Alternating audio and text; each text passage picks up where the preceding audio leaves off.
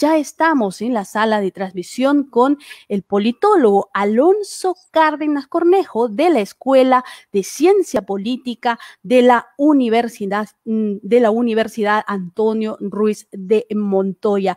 Muy buenos días, bienvenido a la noticia en el comentario de Estación Guari en Ayacucho. Muy buenos días, un saludo a la gente de Ayacucho, muchísimas gracias por la invitación. Usted está en estos días por México y desde México nos comunicamos con usted. A propósito del preámbulo que acabamos de dar cuenta, ¿qué opinión tiene sobre la renuncia de los 3 miembros del Tribunal de Honor del Jurado Nacional de Elecciones, quienes han señalado que no tuvieron el respaldo del presidente del jurado, no hubo sentido de oportunidad en los pronunciamientos y un sinfín de hechos que los profesionales terminaron finalmente por alejarse de este espacio que había logrado, si se quiere, una emisión de 20 observaciones y un número también considerable de pronunciamientos, advirtiendo, por ejemplo, algunos hechos que se producen con la prensa y que justo uno de nuestros oyentes lo decía. Hay una suerte de una gran prensa que está clarísimamente haciendo campaña por una determinada candidata y en tanto que hay una suerte distinta con el candidato de Perú Libre. En fin, se han producido este tipo de hechos y que han llevado a 3 miembros del Tribunal de Honor del Jurado Nacional de Elecciones a renunciar el día de ayer. ¿Qué efecto cree que va a tener esta decisión justo a una semana del proceso electoral? Bueno, esto lo podemos ver desde varias aristas, ¿no?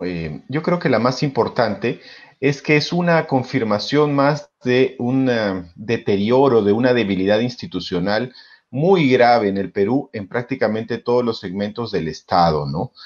Con la llegada de la pandemia, todas nuestras debilidades como país quedaron exhibidas de una manera dramática, ¿no?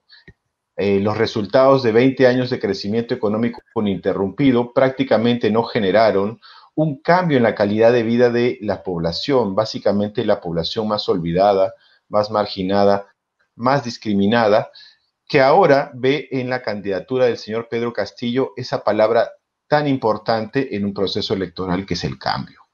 Y el cambio no es exclusivo del Perú, porque tenemos que también ubicarnos en el contexto latinoamericano, ¿no?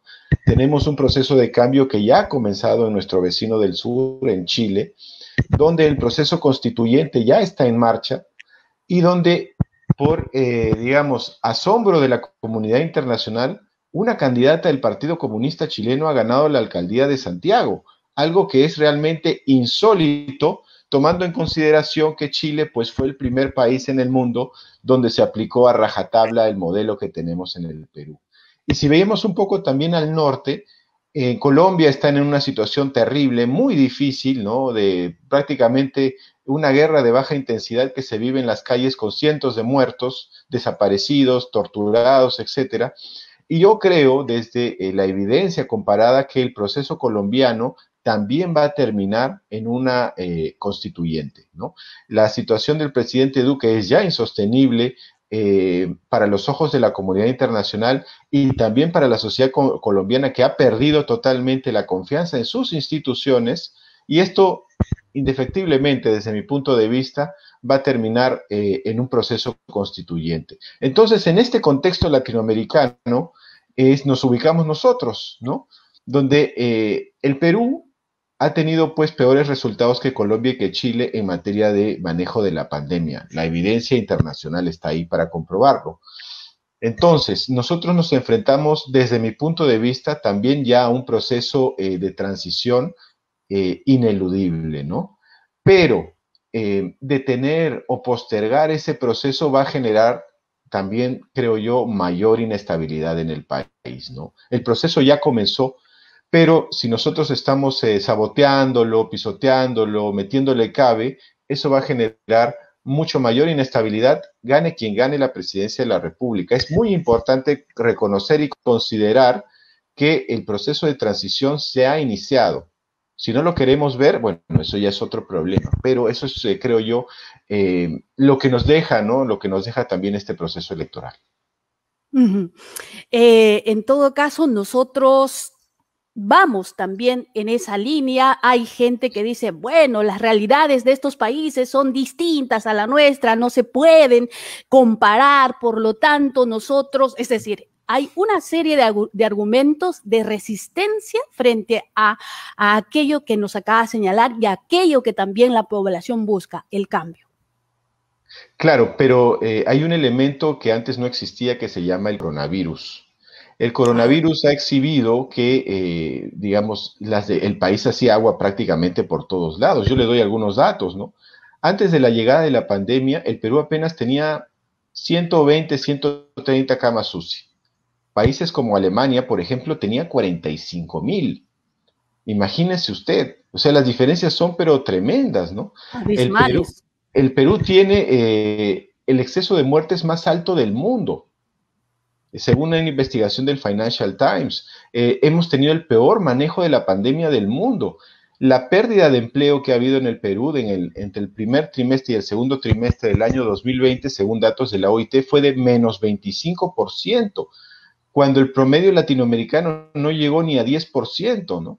Otro estudio de WIGO, que es una organización internacional, señaló que 60% de los empleados informales, de los trabajadores informales en Lima metropolitana, pasó hambre, que era el porcentaje más elevado de todas las ciudades estudiadas a nivel mundial, ¿no? O sea, son datos terribles que exhiben que efectivamente el país vivía una especie de sueño, ¿no? De limbo por las cifras macroeconómicas, pero esas cifras macroeconómicas no se han traducido en una mejora en la calidad de vida. El INEI, con su medición de la pobreza monetaria, ha señalado que hemos tenido un regreso, ¿no? Un retorno De de 10 10 años. años. Hemos perdido una década.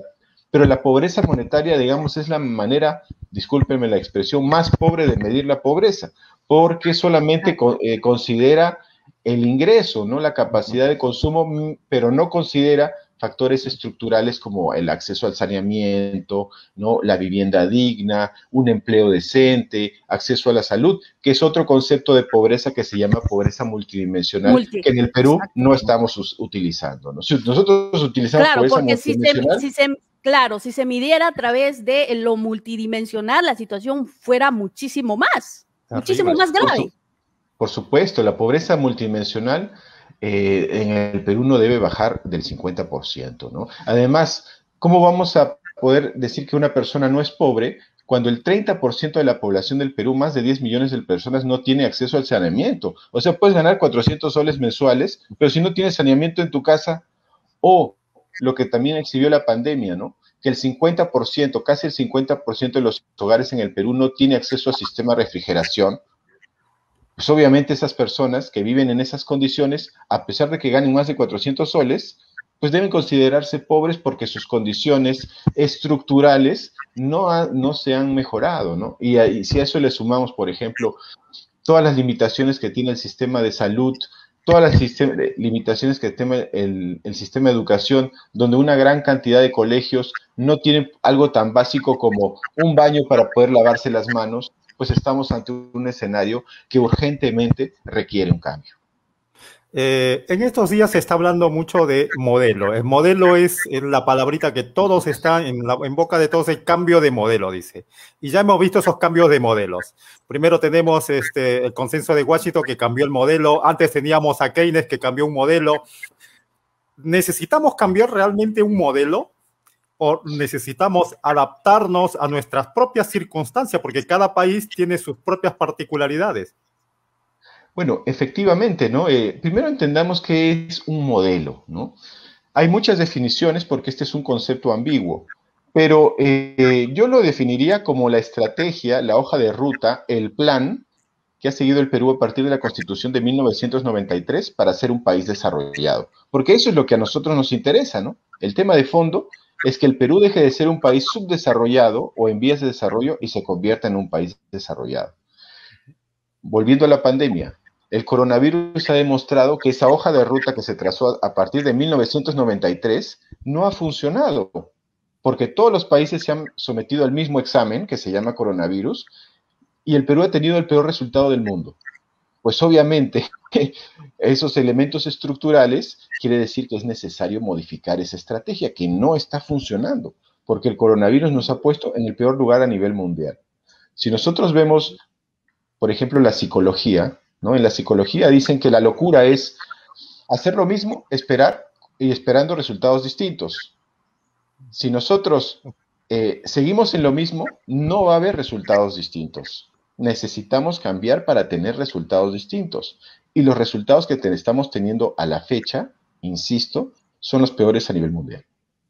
Ahora, en este sentido de los gobernantes, porque se espera siempre de los gobernantes que hagan algo, pero al mismo tiempo también, y la pandemia de algún modo lo ha mostrado, porque el gobernante puede dictar normativas y cosas para hacer, pero si no es acompañado por la población, y esto viene un poco lo que decía Sabater, al ciudadano hay que formarlo, hay que crearlo. El ciudadano peruano tiene una formación como para seguir normas, planes, proyectos.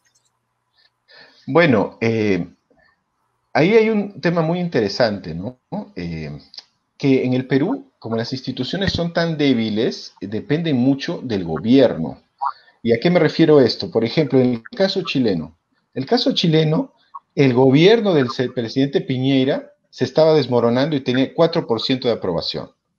Pero el Estado chileno siguió funcionando a pesar de su gobierno porque existe un servicio civil profesional. Se ha profesionalizado el Estado chileno. El Estado peruano es muy vulnerable al gobierno peruano porque depende mucho de las autoridades políticas. Si nosotros tenemos la inestabilidad que hemos tenido en los últimos 5 años, con prácticamente cambios de ministro cada 7 meses, cada 10 meses, cambios de presidente, cerrar el Congreso, etcétera, y no tenemos un Estado profesional que tenga una mínima independencia del gobierno, pues vamos a tener los resultados que hemos tenido, ¿no? Digamos, una altísima rotación de directores, cambios de rumbo y pasos erráticos de las autoridades políticas mientras teníamos una emergencia sanitaria, ¿no? Entonces, mientras el Perú no logre profesionalizar a su Estado, ¿no? Es decir, tener una carrera pública, por ejemplo, como tienen prácticamente todos los países desarrollados en el mundo, vamos a seguir siendo muy vulnerables a las crisis políticas. Y eso nos va a ir retrasando y retrasando, ya no solo en relación con los países desarrollados que cada vez están más lejos, sino que la pandemia también ha exhibido que el Perú también está muy atrás de sus vecinos de América del Sur. Y esos cambios del que estamos hablando, que son necesarios, se personifican en candidaturas como las de Pedro Castillo, en la medida que el fujimorismo plantea más de lo mismo. Pero estos cambios se personifican en este candidato, se logrará esos cambios que se requiere con una persona como la que podría ganar las elecciones, aún considerando, y esta pregunta va considerando, por ejemplo, los equipos técnicos que han mostrado en el debate pasado. Usted en la primera semana de mayo decía, por ejemplo, en el caso de el candidato Pedro Castillo, decía, él tiene que mostrar su equipo técnico, tiene que moderarse, logró moderarse para usted, pero sí ya presentó su equipo. ¿Eso será suficiente como para lograr estos cambios que ilusionan a la población peruana? Nosotros estamos en una segunda vuelta, producto de lo que yo he denominado el deterioro irreversible del sistema de representación política en el Perú. ¿Por qué le digo esto? Porque en el Perú el sistema de partidos prácticamente se está desmoronando, ¿no? No puede ser que faltando 2 o 3 semanas, recién nosotros o el señor Castillo o la señora Keiko, porque también lo ha hecho la señora Keiko, presenten a su equipo técnico de invitados. En varios países del mundo, en los más serios, los partidos políticos, como son institucionalizados, tienen una cantera de profesionales, de técnicos, de expertos, que hacen una carrera política y llegan, digamos, al gobierno ya con una experiencia dentro del partido. Pero nosotros en el Perú, como estamos bajo la lógica perversa del vientre de alquiler, tenemos que estar improvisando sobre la marcha. Y eso le hace mucho daño a la democracia porque le resta credibilidad, le resta predictibilidad. Entonces, digamos, para lograr grandes transformaciones, grandes cambios, no podemos apelar al caudillismo, al salvador de la patria. Se necesita un equipo técnico de ancha base, con un plan, con una hoja de ruta estructurada y sobre todo con, digamos, una cierta militancia político-partidaria, lo cual no existe ni siquiera en Perú Libre, ¿no? Porque el señor Pedro Castillo es un invitado de Perú Libre. Entonces, otro de los elementos que demuestran este deterioro irreversible es la ausencia de un sistema de representación política tradicional. Es momento, por ejemplo, del próximo gobierno que tiene que eliminar la lógica perversa del vientre de alquiler y sobre todo el voto preferencial, que es lo que ha canibalizado desde dentro al sistema de partidos en el Perú. En realidad hay muchísimos cambios por hacer que permitan una participación concreta y clara en procesos electorales como este. Y la otra pregunta que no me ha respondido, el candidato Pedro Castillo ha moderado su discurso, sus propuestas. ¿Qué piensa al respecto? Yo pienso que el señor Pedro Castillo, como atrás no tiene un aparato político, no una organización política consolidada, va mucho con la coyuntura. Es decir, a veces dice unas cosas, a veces dice otras, y eso le da pues munición a sus opositores para poder atacarlo porque lo tildan de improvisado, ¿no? Si nosotros tuviéramos una estructura, ¿no? Por ejemplo, de un sistema de partidos mucho más consolidado, esos pases erráticos se darían con menor frecuencia porque hay una ideología, hay una militancia, hay una organización, hay un corazón, ¿no? Porque la política no es solamente racional, la política también es sentimiento, ¿no? Entonces, yo creo que, por ejemplo, si nosotros comparamos a Perú Libre con Fuerza Popular es un partido con cosas sumamente negativas, ¿no? Pero que tiene 15 años de experiencia a nivel político y tiene una organización que puede hacer que pueden cooptar el Estado, ¿eh? O sea, tienen cuadros para cooptar el Estado. Una organización que para la Fiscalía, por ejemplo, es una organización criminal. Efectivamente, es una organización criminal. La hipótesis es que es una organización criminal, pero que tiene la capacidad para tomar prácticamente todo el Estado, lo cual lo hace sumamente peligroso para la democracia en el país, ¿no? Porque los antecedentes que ha mostrado el fiscal Domingo Pérez, pues son sumamente graves, ¿no? Pero hay un aparato político que es indudable que está mejor organizado que Perú Libre, ¿no? Pero tiene esa sombra negra, ¿no? De una organización criminal que además, pues tiene todos los antecedentes de lo que pasó en el gobierno del papá, ¿no? Del señor Alberto Fujimori. Tenemos pregunta de nuestros seguidores de las redes sociales. A ver si nos ayudas, Miguel, con la pregunta que está en pantalla. Gudelia Machaca dice, para el analista, ¿qué opinión le merece que la candidata del fujimorismo y sus técnicos atribuyen a la pobreza y la marginación solo a la responsabilidad de los gobiernos regionales y municipales que manejaron mal sus presupuestos y no al modelo o la estructura de la Constitución? Yo creo que eso es irresponsable, ¿no?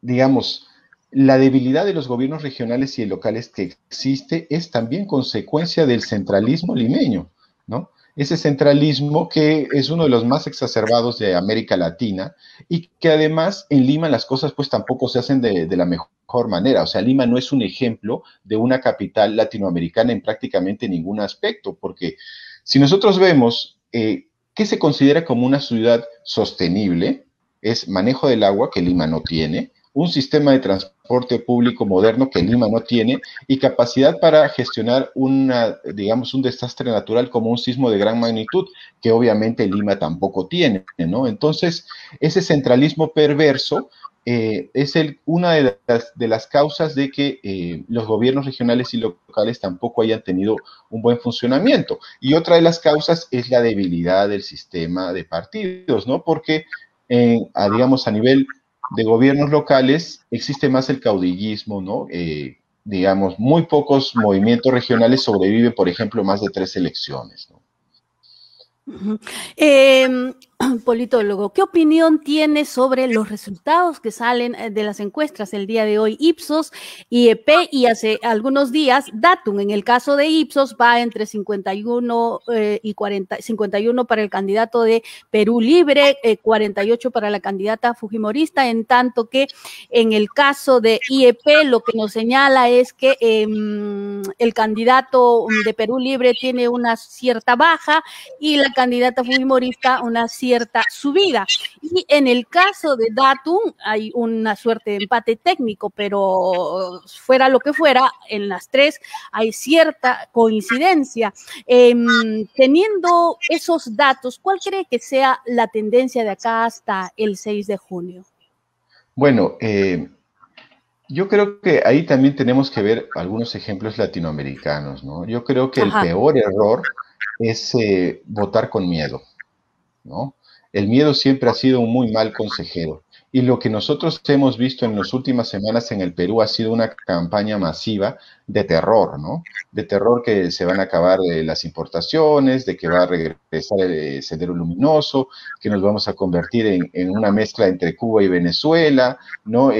O sea, realmente una campaña de terror que las regiones le están dando una lección a Lima, ¿no? Porque Lima se ha caído en la campaña de terror, mientras que las regiones, digamos, se han mantenido mucho más ecuánimes, ¿no?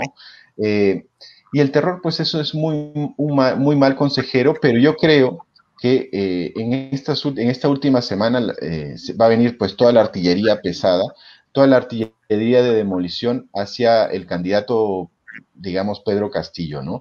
Esto ya se ha exhibido también digamos, en algunos foros internacionales, ¿no? Donde se señala que hay una, digamos, mucha preferencia, ¿no? De ciertos medios y del establishment político en relación con una candidatura versus la otra, ¿no? Cuando esa candidatura, pues, realmente tiene muchísimos cuestionamientos desde lo ético, lo moral, el respeto de los derechos humanos, la honradez, ¿no? En fin, muchísimos elementos que deben ser la piedra angular de cualquier político, ¿no? Porque un político, antes de cualquier cosa, tiene que ser una persona honrada. Miguel, hay otra pregunta de nuestros seguidores en el Facebook, a ver si nos ayudas. A ver, sí, dice Jesús Edgardo, no estamos a favor de la corrupción. Keiko no es de nuestra simpatía, pero pese a la corrupción, el BCR tiene una gran cantidad de dólares en reserva. El Perú en Latinoamérica, antes de la pandemia, era la vedette de esta parte del mundo. La deuda externa del Perú es insignificante. Si Perú quisiera pedir préstamos al exterior y en el acto se lo dan, es un país visible. ¿Vale la pena arriesgar esa realidad frente a un señor Castillo que no demuestra capacidad de estadística ni tiene cuadros técnicos? Bueno, efectivamente, eso es verdad, ¿no? El Perú, a nivel de ratio deuda PBI, es uno de los países con mayor solvencia, inclusive con digamos, un ratio mucho menor de deuda que varios países europeos. Y ahí volvemos a la pregunta anterior, ¿no? ¿Tiene el señor Castillo la capacidad de convocatoria a los mejores elementos para poder tomar una buena decisión técnica, científica, para la conducción del Banco Central de Reserva? Porque recordemos que en el director del Banco Central de Reserva hay 2 personas que están siendo investigadas por corrupción, ¿no? Por ejemplo, el señor Klimper, ¿no? O sea, digamos, ahí hay un tema ético fuerte, ¿no? Yo creo que en este aspecto específico del BCR, Castillo tiene que aprovechar mejor los cuadros y las alianzas que le está ofreciendo, por ejemplo, Verónica Mendoza, ¿no? Verónica Mendoza tiene un equipo técnico bastante solvente que podrían, digamos, manejar de la mejor manera con el señor Dancourt, por ejemplo, el BCR, sin generar un pánico financiero, pero lo tiene que presentar, pues tiene que salir una foto con el señor Dancourt, ¿no? y con el señor, por ejemplo, Richard Webb, con el cual también se ha reunido. En estos Y decir, últimos oye, días. claro, y decir acá ya es que tengo un equipo técnico que es todavía mejor que el que está actualmente en el directorio del BCR y sobre todo no tiene los cuestionamientos a nivel ético y no está siendo investigado por corrupción, ¿no? Pero lo tiene que mostrar, tiene que tener esa capacidad de convocatoria que se reúne, por ejemplo, con el señor Richard Webb, pero no hay una materialización de esa reunión, por ejemplo, ¿no? Otra pregunta de nuestros seguidores de las redes. Sí, María Elena Galindo dice, buenos días, ¿qué opinión tiene usted en relación a la pandemia para afrontar como prioridad? ¿Por dónde deben empezar los candidatos? Bueno, yo creo que hay algunos elementos a considerar, ¿no? El primero tiene que ser continuar con la vacunación masiva. Vacunación, vacunación, vacunación. Hay que vacunar a todo el mundo y para eso se necesita no solamente traer las vacunas, sino mejorar la capacidad de distribución de estas, ¿no? Porque, por ejemplo, la Pfizer necesita una cadena de frío bastante compleja. Y hay otro elemento importantísimo que nos ha exhibido la pandemia, que es la lucha contra el hambre. La seguridad alimentaria en el Perú está sumamente comprometida. Entonces tiene que hacerse una especie de campaña masiva de nutrición, no de alimentación, sino de nutrición, porque podemos alimentarnos de comida chatarra y no nos estamos nutriendo nada. Una campaña masiva de nutrición, pero masiva, masiva, que priorice a la primera infancia, a los niños, a las gestantes y a los adultos mayores, pero con el concurso y toda la fuerza de, por ejemplo, nuestras Fuerzas Armadas, ¿no?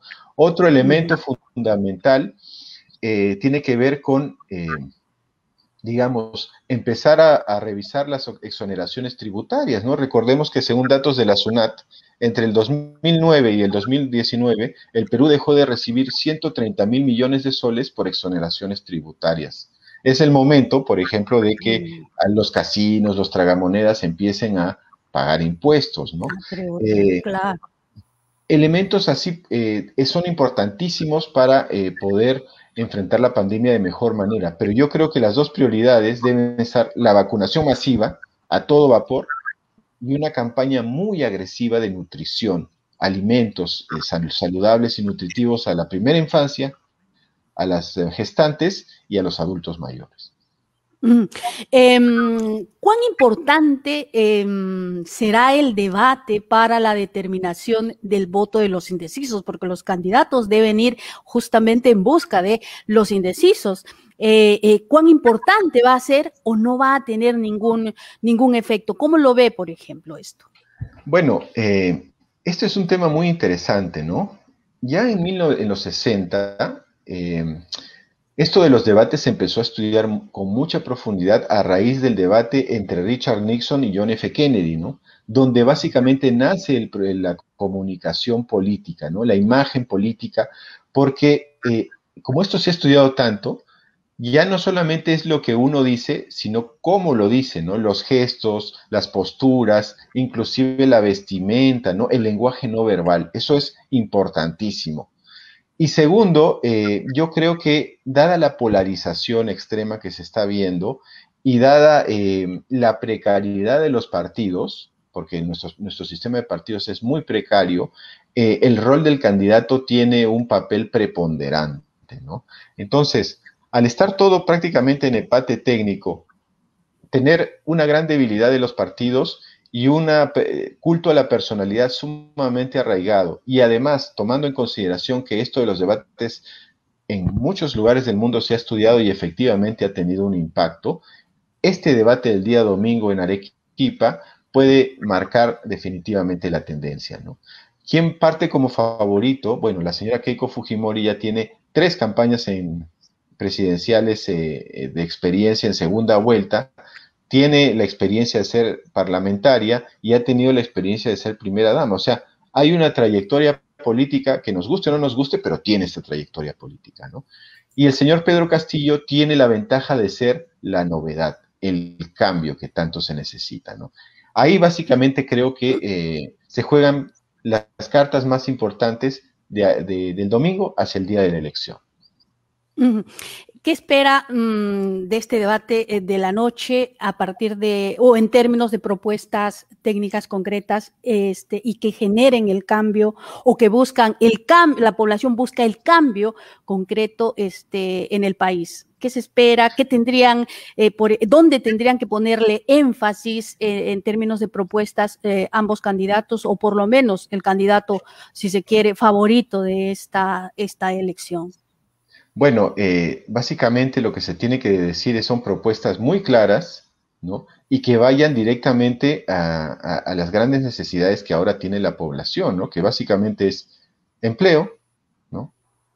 Alimentación, seguridad, que son, digamos, los aspectos más graves que la pandemia ha exhibido, ¿no? Porque ha venido como un tsunami, ha puesto la seguridad alimentaria en jaque y muchísima gente ha perdido su empleo. Ya también se está generando una ola de inseguridad pública muy grave, ¿no?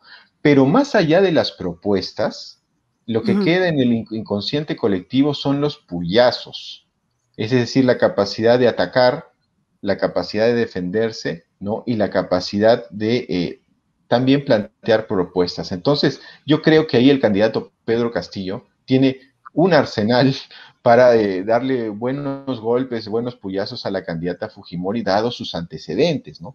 Él no tiene esa mochila pesada, pero la candidata Fujimori, bueno, ni siquiera puede ir a Ecuador a un foro que la invitó Vargas Llosa porque tiene impedimento de salida del país, o sea, su situación judicial es sumamente grave. No se puede utilizar el acceso al poder como un mecanismo de impunidad, ¿no? Entonces el señor Castillo, pues ahí tiene un arsenal, ¿no? Lo que necesita es un equipo de asesores que manejen estos datos y que se lo pongan, pues, en bandeja para que él los pueda decir públicamente, ¿no? ¿Lo tendrá? La verdad, no lo sé. Ok, muchísimas gracias. Ha sido interesante conversar con usted a propósito de este escenario, como decíamos insistentemente, un escenario muy complejo, el que nos toca vivir en este proceso electoral. Hasta cualquier momento, politólogo Alonso Cárdenas. Muchísimas gracias por la invitación y un fuerte saludo a la gente de Ayacucho. Muchas gracias. Hasta cualquier momento. Hasta un momento.